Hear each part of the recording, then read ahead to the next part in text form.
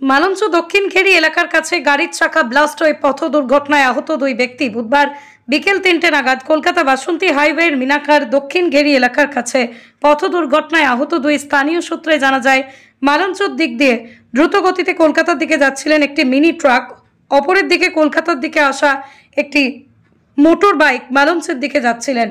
মালঞ্চ দক্ষিণগিরি এলাকার কিছু মিনি ট্রাকের চাকা ব্লাস্ট হয়ে মুখোমুখি সংঘর্ষ হয়।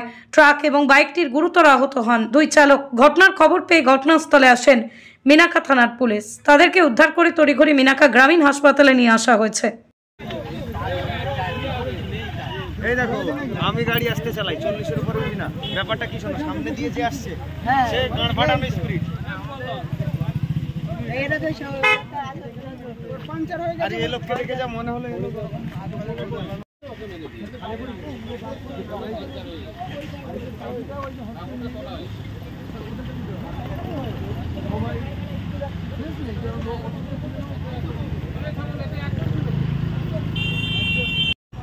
যে গাড়িটা আসছিল, মানে এটা ছোট হাতি বলে, ঠিক আছে। ছোট হাতিটা ওই পাশ দিয়ে আসতে গিয়ে ঠিক আছে, ওর সামনের চাকা পাঞ্চার হয়ে যায়। ও পাঞ্চারে ওর স্টারিং আর কোনো কাজ করেনি।